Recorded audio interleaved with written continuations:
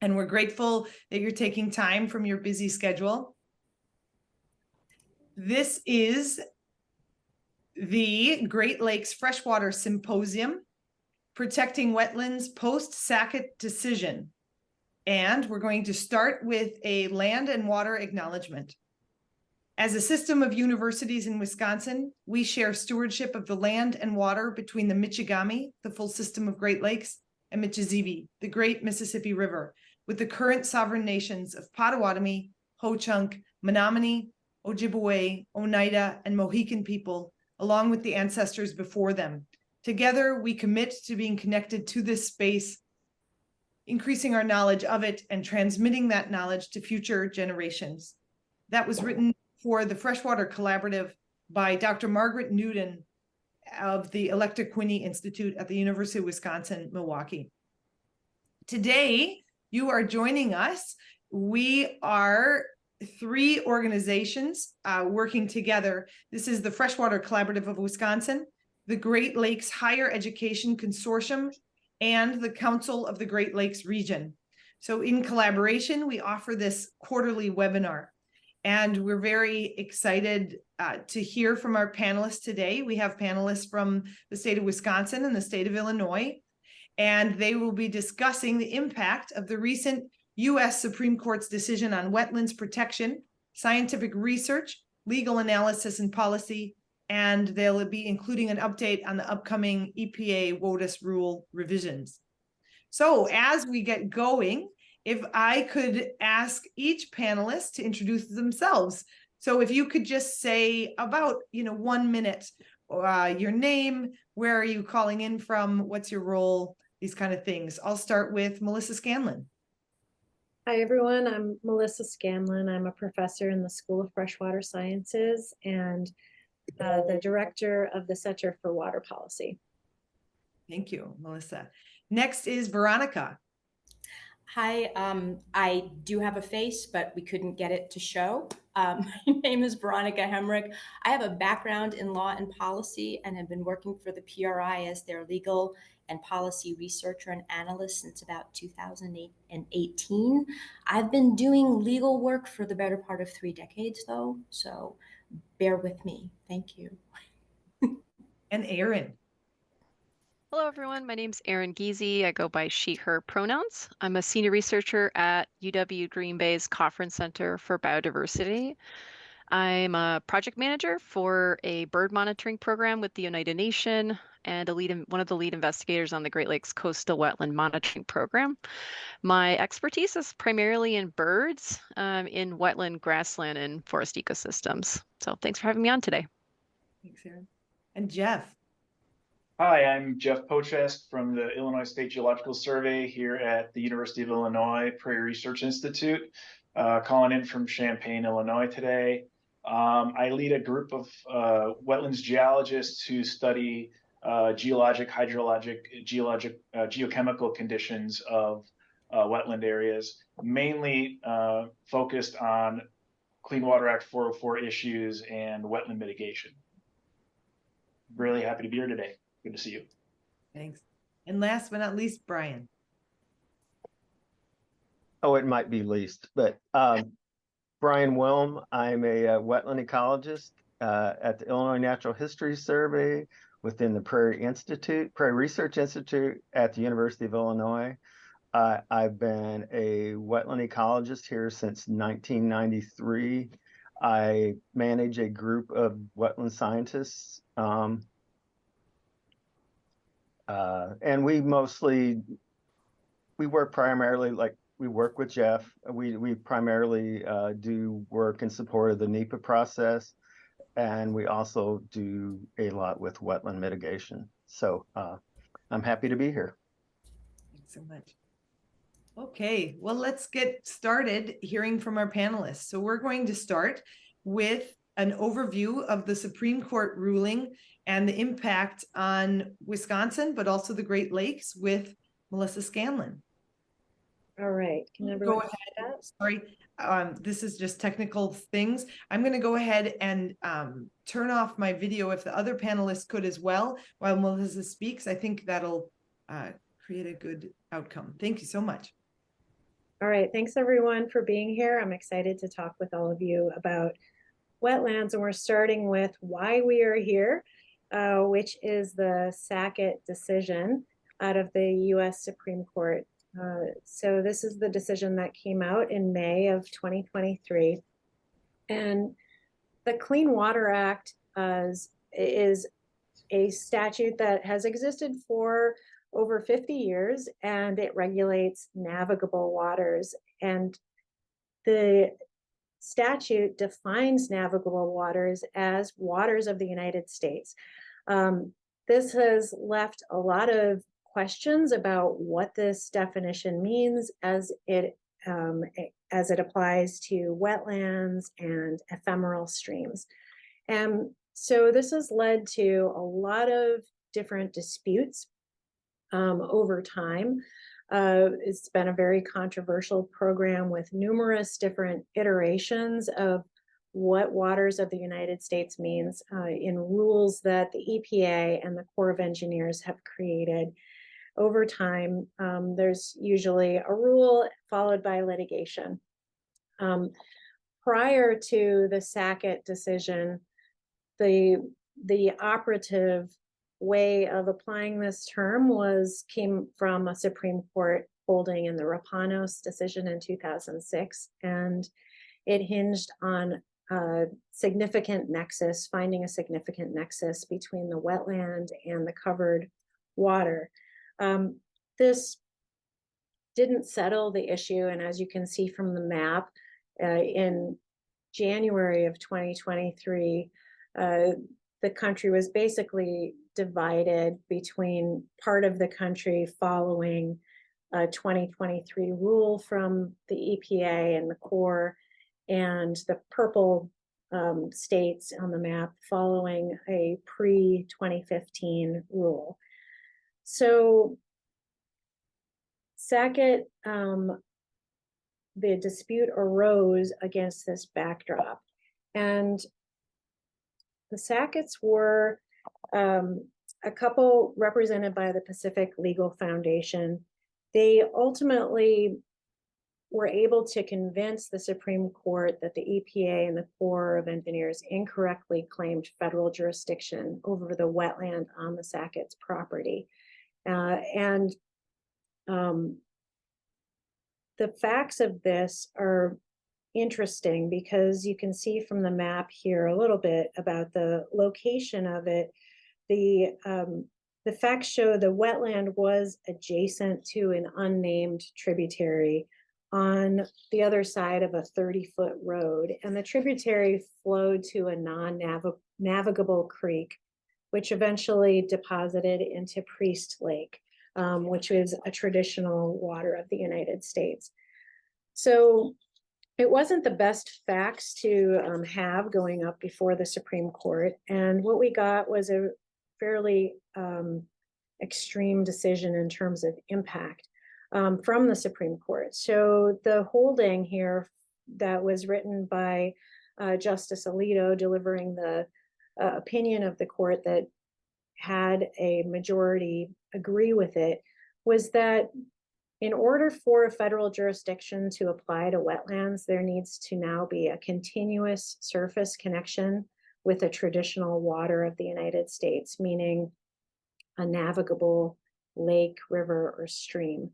And the decision also included this piece about the facts of the wetland connection being such that it makes it difficult to determine where the water ends and the wetland begins.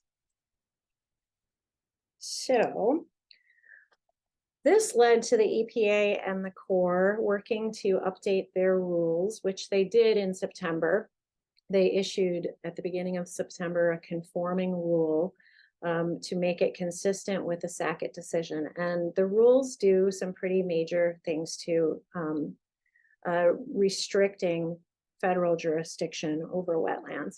They redefine adjacent waters to mean having a continuous surface connection. They remove the prior test, significant nexus, anywhere it appeared in the rules.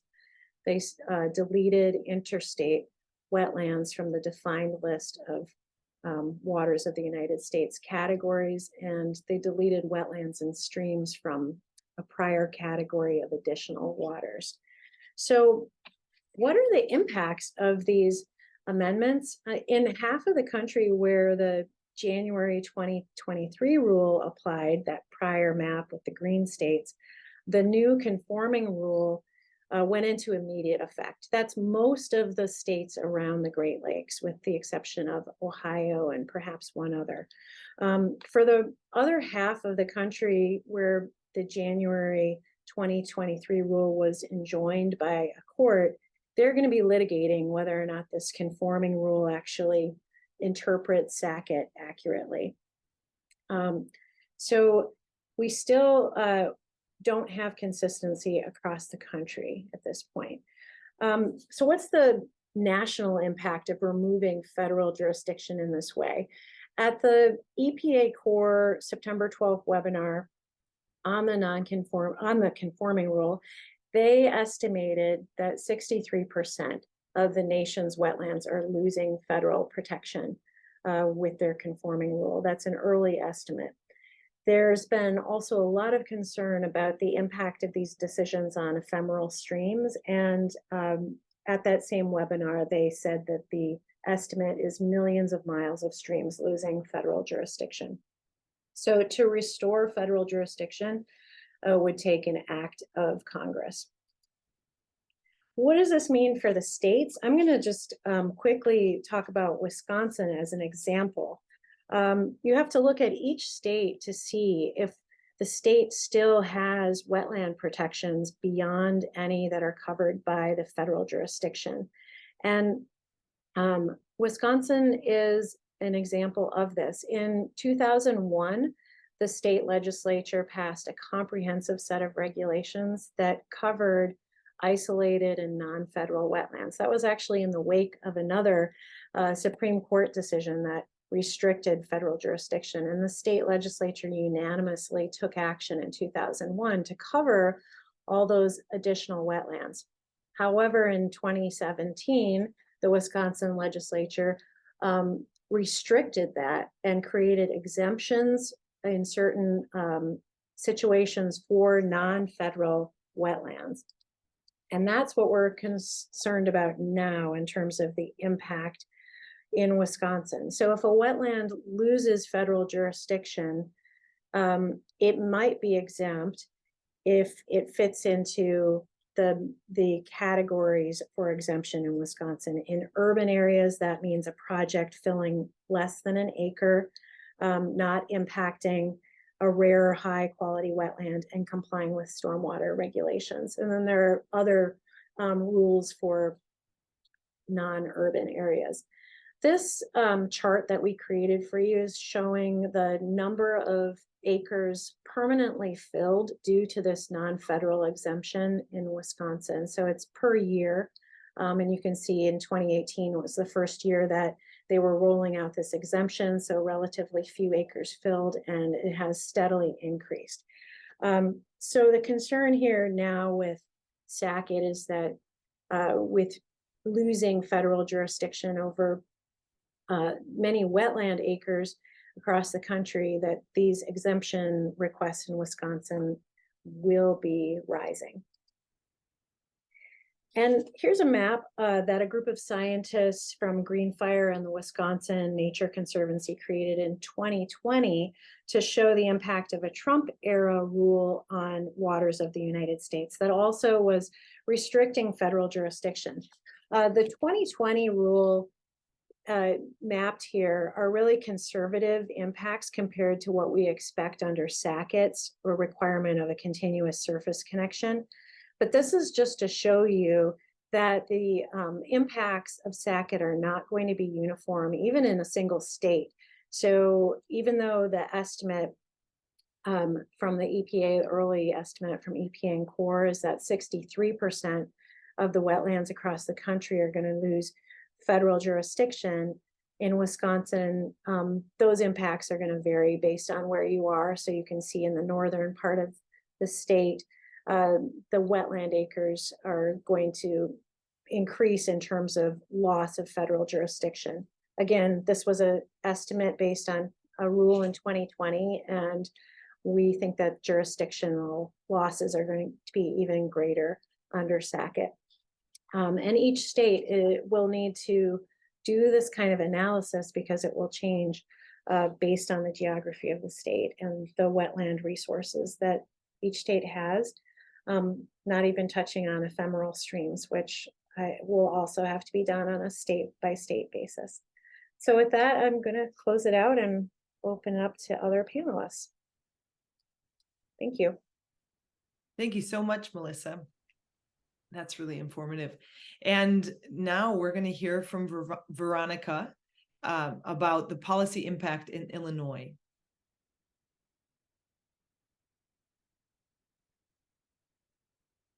And again, apologies to all of our everyone who's shown up. Veronica's camera, there's some technical glitch. Anyway, we're happy you're here, Veronica. Please take it away. Thank you. I'm sorry, I should have earlier stated this in congruence with your tribal acknowledgement, but the University of Illinois at Urbana-Champaign, where I work, also as a land-grant institution, has a responsibility to acknowledge the historical context in which we exist. So to remind ourselves and our community, I want to preface my comments with the following statement. The University of Illinois, Urbana-Champaign, sits on the lands of the Peoria, Kaskaskia, Piankashaw, Weah, Miami, Mascoutin, Odawa, Sauk, Meskwaki, Kickapoo, Potawatomi, Ojibwe, and Chickasaw nations. It is necessary for us to acknowledge these Native nations and for us to work with them as we move forward as an institution. And this acknowledgement is considered the centering acknowledgement, and the centering of Native peoples we consider to be hopefully a good start. With that, let me try to run through as quickly as I can some of the salient points regarding the policy impact in Illinois of the Sackett decision and the conforming WOTUS rule as it stands right now. Illinois has a primary in-state law that addresses in-state wetland protections and state wetland jurisdictional wetlands, and that's our Interagency Wetland Policy Act, or IWPA. We've had this law since about 1989, and we have implementing regulations for it as well. That was in partially, at least, response to Illinois losing more than 90% of its original estimated 8.2 million acres of wetlands, and that was estimated almost 200 years ago in the early 1800s. What our IWPA does is it directs state agencies to preserve, enhance, and create wetlands wherever possible, and to avoid and mitigate the impacts of their projects on wetlands. It covers pretty much any state or state agency activities that result in adverse impacts. Now, Illinois, like Wisconsin and many other states, if not all of the other states, follows federal law and regulations under the Clean Water Act as well, including the conforming WOTUS rule that was just discussed. So all of our wetland permit applications go through a joint review process by the Army Corps, the Illinois Department of Natural Resources, the Illinois Environmental Protection Agency, and our Office of Water Resources. So bottom line, limitations on federal wetlands protections created by the Sackett decision and the EPA's conforming WOTUS rule are going to, in all likelihood, adversely impact even our wetlands, our state jurisdictional wetlands that are protected under the IWPA. Because, as we're well aware, protected wetlands don't always exist as wholly unconnected to unprotected wetlands. That's why I think at this point, the loss of that significant nexus test, however cumbersome it may have become, may also mean the loss of nuanced jurisdictional determinations. So what are the real world implications? I came up with two pretty, I think, clear and obvious ones. Ecosystem and human health is going to be impacted when wetlands that serve as sedimentation or filtering basins, as natural biological treatment areas, when they're reduced or degraded, it's going to reduce water quality, which impacts an entire ecosystem's health. That's going to potentially lead to poorer health outcomes for humans, including, as an aside, increased impacts to perhaps already impacted environmental justice communities who already have poor health outcomes, fewer healthy breeding, nesting, foraging habitats for Illinois' wildlife, fish, waterfowl, There'll be changes to nutrient supplies, changes to the freshwater food cycle, even changes to breeding areas. And this goes, again, beyond the wetlands that are no longer protected, and it bleeds into the wetlands that may still be protected under state law. Then there's the reality that reducing or degrading wetlands could seriously limit the protections that they offer for underground water resources and helping to recharge rivers, streams, and local underground water supplies. Here in East Central Illinois, we rely heavily as a community and for farming on the Mahomet Aquifer. So that's that's our main underground water supply. It has the potential to impact that. Second big area, and then I'll close this out, are insurance costs and emergency management funding. So fewer wetlands, degradation of existing healthy wetlands, it's going to limit what we have left, that ability to absorb, to store, to convey those peak flows from what we all know are increasingly severe storms and precipitation events. Our 500-year floods aren't percentage-wise the same as they used to be. So it's going to lead to potentially increased flood damage and insurance premiums across the state. Also, remember the impact on the human ecosystem and health. It could also lead to higher medical bills, higher insurance costs, again, also having an adverse impact on already stressed communities. It may increase the need for federal and state emergency funding, which down the line is also going to probably increase the cost to taxpayers or be taken away from other funds. There'll be negative impacts on recreation, fishing, boating, hunting, everything that we in the Great Lakes states like to do. And there will be fewer or degraded wetlands. And as a result, that's going to reduce shoreline protections from water erosion. I had one other quick thought. Differences in state laws now that we don't have an overarching federal law that is as protective as it was pre-Sackett. In addressing interstate wetlands, where adjoining states' wetlands can now be protected or will now be protected potentially differently. That's going to lead to a patchwork quilt, potentially, of different state laws with different kinds of protections. The result is that it's going to impact even states like Illinois, which has a relatively robust state law protecting wetlands. So closing out, there are three things I think that can be done at this point. Legislation, introducing it at the state level that may extend jurisdiction to wetlands to cover, for example, in Illinois, non-state actions, because right now our IWPA pretty much covers only state agency actions, funding, and sources, or projects funded with state agency funds. We could amend our current regulations to address any gaps that Sackett's created and that the conforming WOTUS rule has created. But in order to do either of these two things, actually, not three, we're needing guidance and we're needing continued or additional scientific data. So our legislature is open to it. The 2023 spring session had a placeholder bill waiting for the Sackett decision. We haven't had any substantive legislation on this, but I anticipate that we will. But again, I think I have to underscore that we don't have guidance right now, or as much guidance as I think we'd like or need, and we certainly need additional scientific data. With that, I will end my part of the presentation. Thank you. Thank you very much. Now we'd love to hear more about research at the different university systems and different agencies. So Erin, we could hear from you. Yes, thanks, Marissa. Yeah, first and foremost, I would just like to say I'm, extremely concerned, disappointed by the U.S. Supreme Court's ruling because of how wetlands have lost all these protections that everyone's learned about just now. More wetlands will be destroyed or filled, which will negatively impact plants and wildlife, that rely on them. And wildlife, they're already squeezed into small, fragmented areas, and this will further shrink available habitat. I mentioned I'm a bird biologist, and I'll just mention that, we've witnessed huge population declines of birds and other wildlife. We've lost nearly 3 billion birds since 1970. And this ruling will mean that birds, that rely on wetlands as part of their life cycle will continue to decrease as more and more wetlands are harmed, destroyed, filled, whatever you want to call it. And having fewer wetlands, will be worse for climate change, flooding, water quality, habitat quality, pollution, etc. Kind of reiterating what's been stated. I'd like to think that researchers moving forward will start investigating the projected effects of wetland loss on fish and wildlife populations, perhaps measure the loss of water quality and increased amount of pollutants and other similar topics.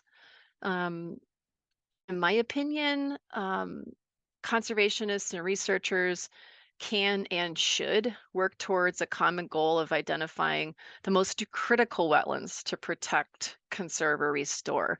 And I'm thinking about that in terms of like a larger scale, but also at a narrower scale when we're thinking about those adjacent wetlands that are at risk of being destroyed.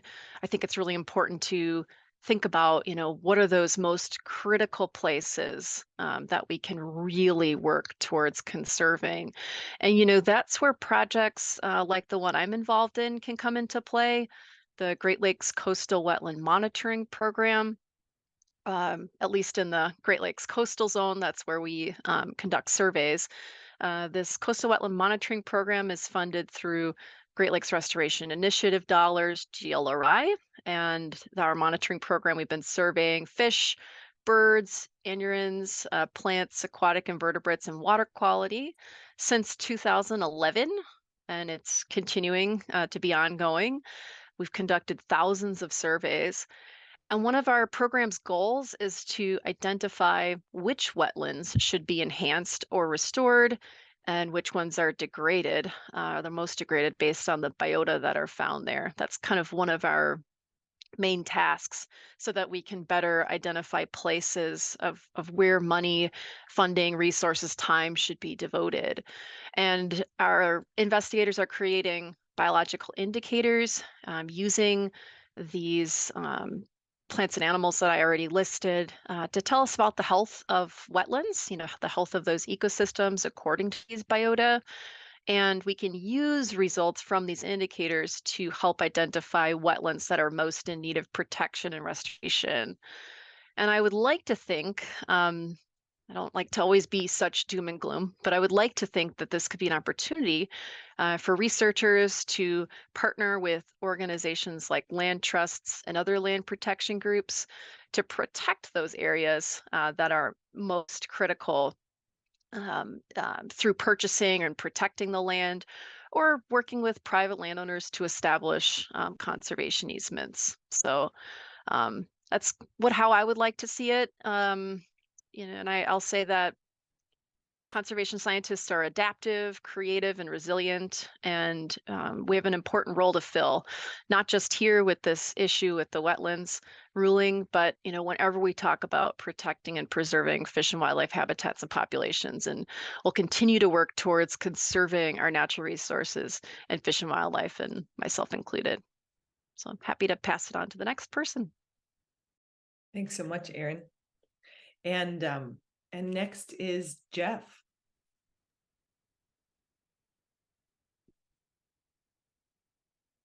Get my video to work here. Okay. So a lot of what I'm going to say probably is going to echo what Erin already had to say. First of all, the part that gives me the most pause is the magnitude of what the federal agencies have estimated. We've already talked about the 63% of wetland areas that are not likely to be protected under federal jurisdiction. Additionally, the millions of miles of ephemeral stream, which all contribute to the areas we're talking about, including the Great Lakes. So without federal and state action to restore these protections, it really seems likely that the downstream areas that are protected would be affected by the newly unregulated activities. Again, coming from the Mitigation Clean Water Act 404 world, if you have a permit program in place, you can track the impact and you can mitigate for it. If it's unregulated, none of those things can happen. So it's really an unknown and something that needs to be studied as to how that will affect the downstream areas. So I'm a hydrologist, maybe sort of, I don't think there are many of us that are focused on wetlands. And, there's many more biologists that are in the wetland community, but just thinking in hydrologic terms, focusing in on those ephemeral streams that won't be protected. In natural streams, those are connected to the downstream intermittent and perennial streams. So if you take out the protection for the ephemeral streams, the downstream effects like worsening flooding, degraded stream channels, water quality, habitat quality, the extent of that is really going to be unknown unless we're monitoring and tracking it. So the Great Lakes has already got a program in place. Hopefully that can be bolstered by additional funding. For our part, we continue to monitor mitigation wetlands and water quality in various settings in Illinois, including, adjacent to roadways, nature preserves, Illinois state parks. There are several other programs that we're involved with that do track the resource. So the data will be coming in, but we might have to shift how we're focusing on the data to address, land use changes and shifting policy priorities at the state level. So I don't really expect there to be changes in the science necessarily, just simply the focus on what we're paying attention to in terms of the change in the resource. The approaches would remain the same. I expect that new research is going to focus on the effect of land use activities in unprotected areas, newly unprotected areas. One aspect of it that gets left out with significant nexus is the groundwater connection. And that's something that my group most of us are trained in hydrogeology to some extent. And there is a connection to these water systems, and that the policies can change, but again, the science doesn't. We still know that there are certain degrees of connection, and that degree of connection is going to affect what the response is in the receiving areas, the receiving habitats.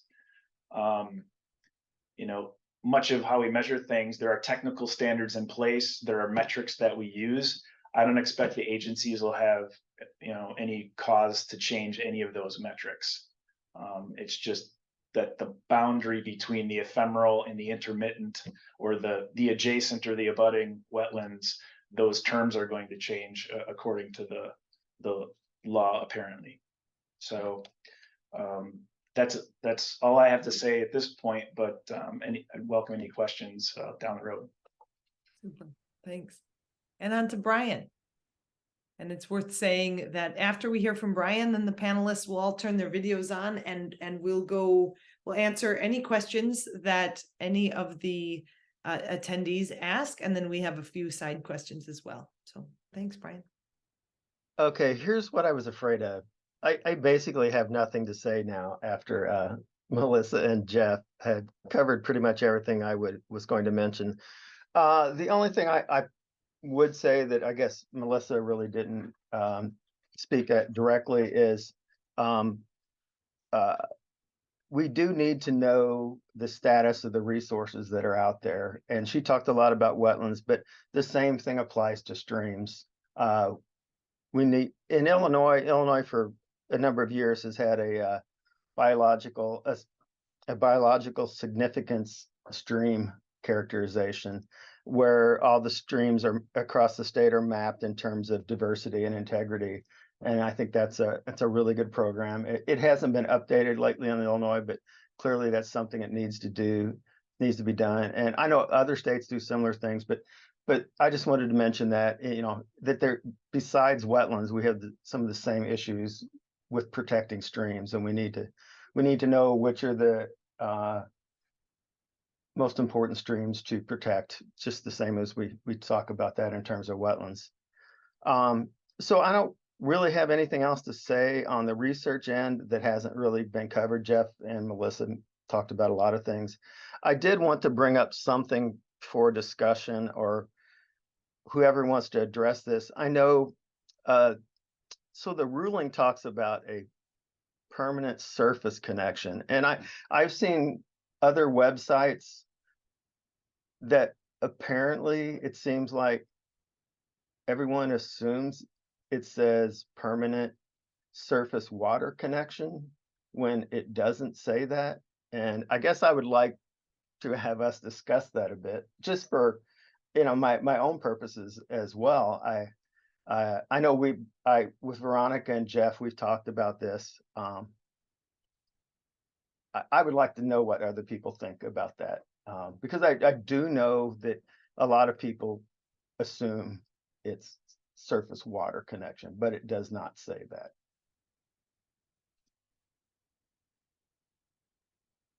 Okay, well, if all the panelists could turn on their video, if at all able, and if we could, let's start there. So does anyone have input on Brian's, statement and question regarding surface connection?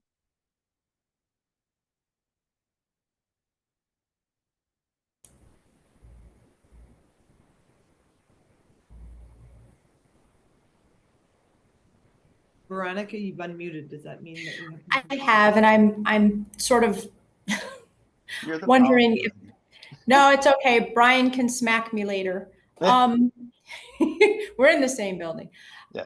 I thought this question might come up, and I know that Brian, you and I had discussed it, and along with Geoff, and we were a little bit confused as to,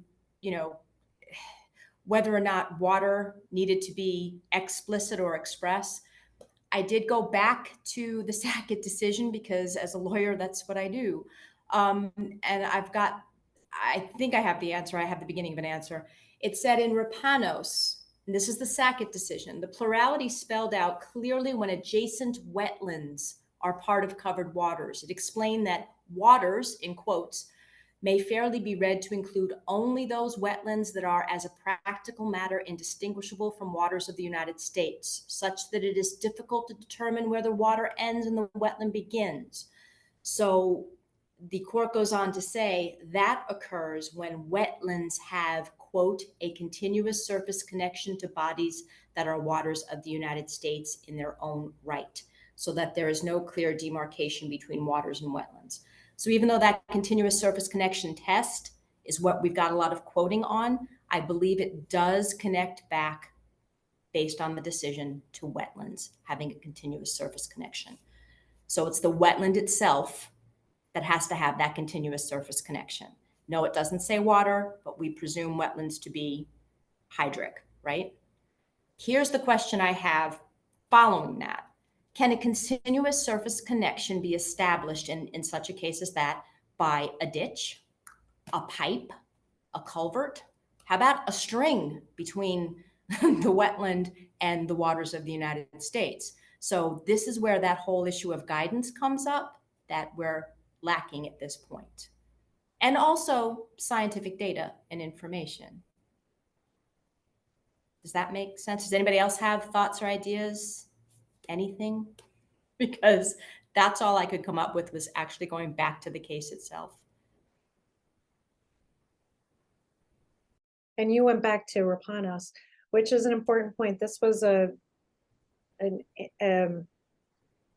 of an opinion that didn't carry the day in 2006, and then it became part of the majority in 2023.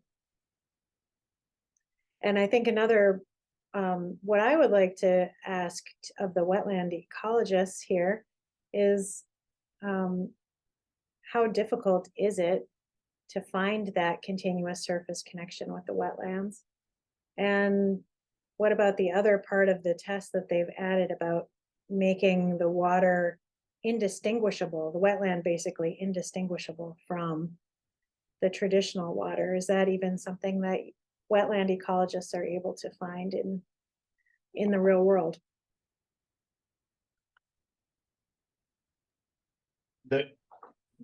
Veronica and Brian and I talked as well about the difficulties, particularly Brian, and who's involved with this, and myself.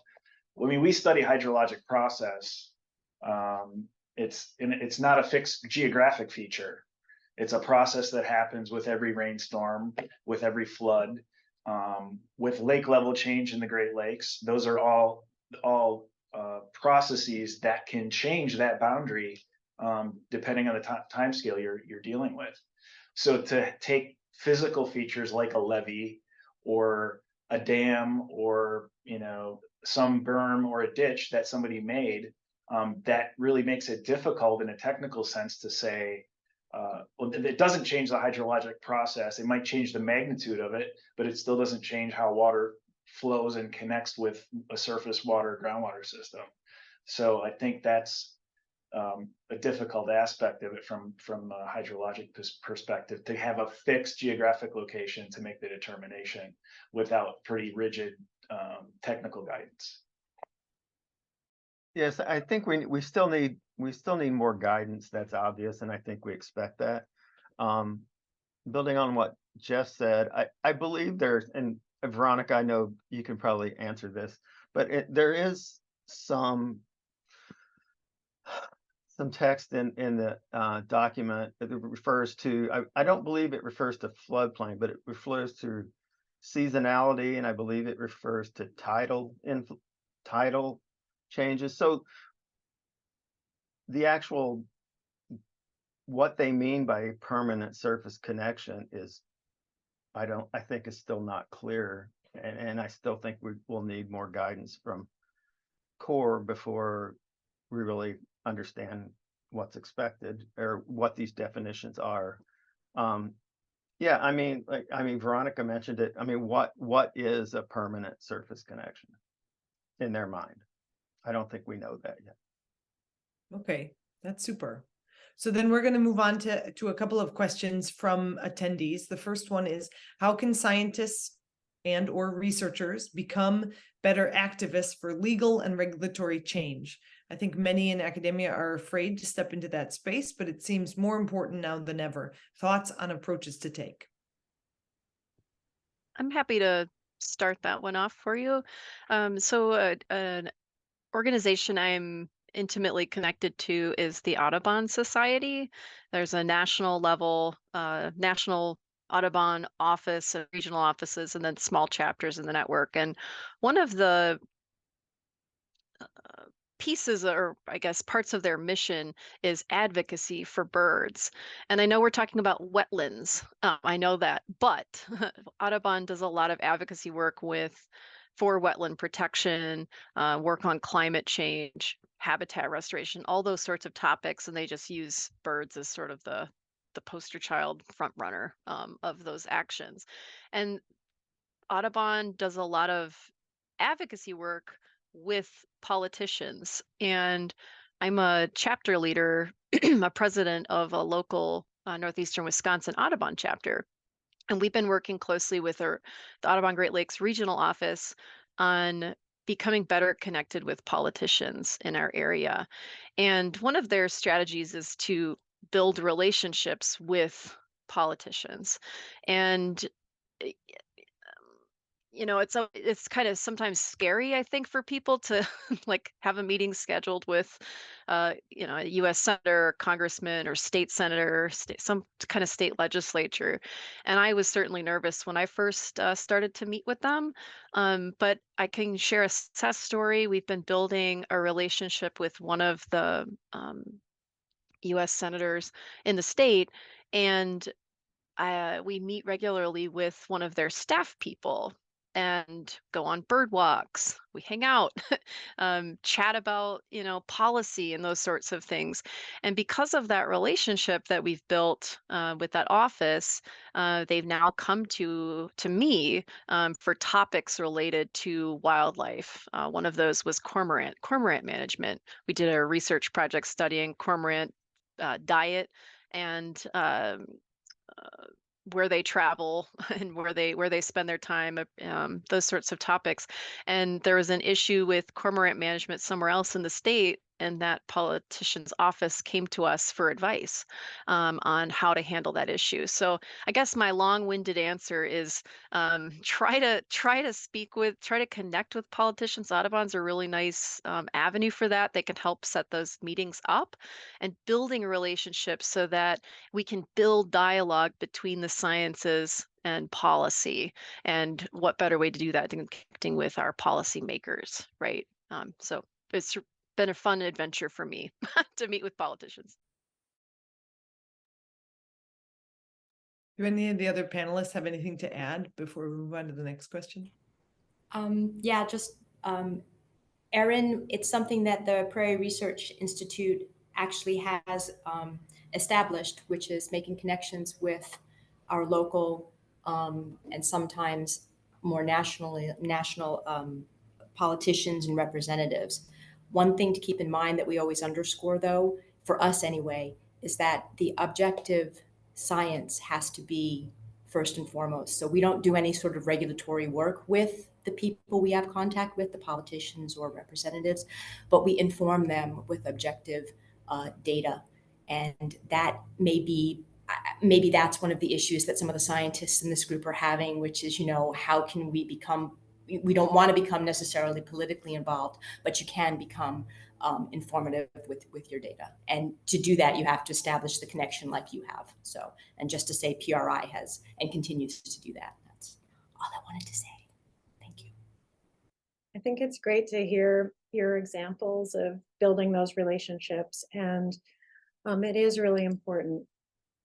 Part of the problem that you see in the Sackett decision is that the U.S. Supreme Court, the highest court in our country, takes a very dim view of science, as exemplified in this decision. And sadly, there was a friend of the court brief that 12 national and international scientific societies submitted to the Supreme Court, and they described what the impact would be on wetlands and ephemeral streams across the country if the decision that was adopted by the Supreme Court were adopted. And the court did exactly what the scientists said not to do.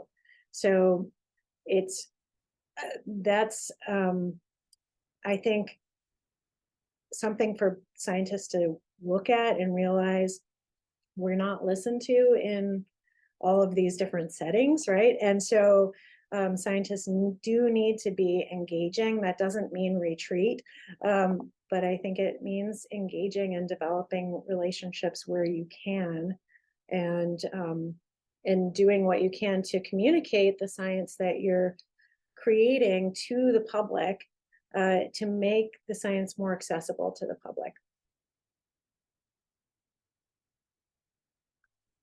Great example. Okay, our next question is, how will the SCOTUS decision impact wetland restoration permitting in places where it is needed to prevent and control invasive species or promote healthy ecology? Is it possible now that new policies and current restoration reclamation practices will be at odds with each other?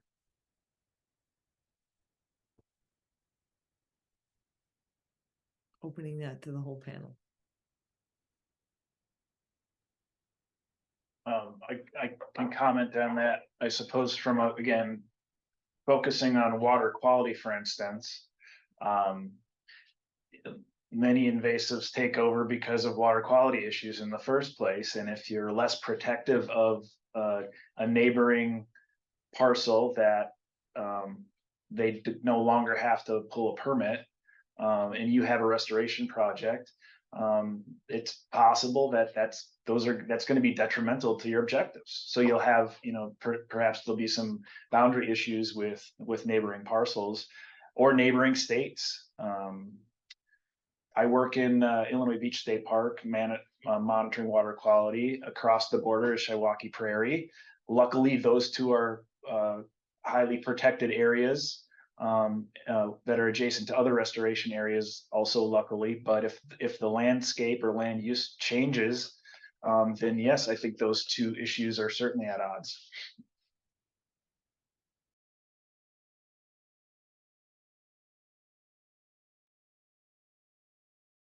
Okay. Anyone else have other input? Okay. We have a question. How are wetlands currently maintained or enhanced?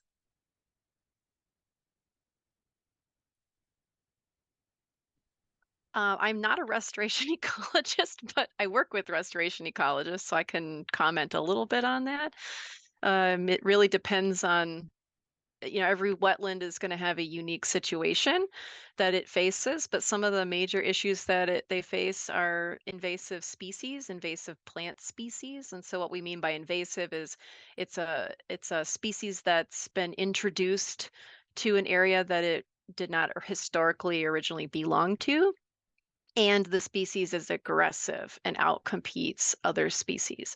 And so there are invasive plants in wetlands, such as Phragmites australis, the really tall, ugly grass that's in every highway ditch in Wisconsin. There's the hybrid cattail. There's European frogbit. There's Eurasian water milfoil. And so what happens is, that's just sort of dominating the wetland plant communities, which limits the biodiversity of the plants and then, of course, the animals that use these areas. And so there'll be different strategies that restoration ecologists impose to eradicate or manage those invasive plant species. So some examples are a mowing strategy. I've seen prescribed burns, flooding it out. That's what happened in the Bay. Is lake levels fluctuate regularly in the Great Lakes, and when the water's too high, Phragmites doesn't like the water, for example. And then people also use herbicide applications as well, or a combination of all of those things. So that's one of the main issues that wetlands are plagued with, are certainly invasive species, and then another approach that people use is, once you've eradicated some of those things, some people will then plant native seeds of plants or put in plant plugs, kind of like somewhat established plants that are young, to encourage the natives to try to outcompete the invasive plants. And then another technique that they'll use is try to form what they call hemi-marsh, where they'll create pockets and openings in the wetland instead of one giant stand of, because again, that's going to attract different species. Thanks. That's really insightful. Okay, and looking at the time, I would love to hear from the panelists. Please know that that attendees might be, they're all likely from the Great Lakes region, but they may also come from Canada. So does your research, does your work, do your relationships overlap with Canada? And so not only what does this mean for the Great Lakes, but then what might this mean also for Canada?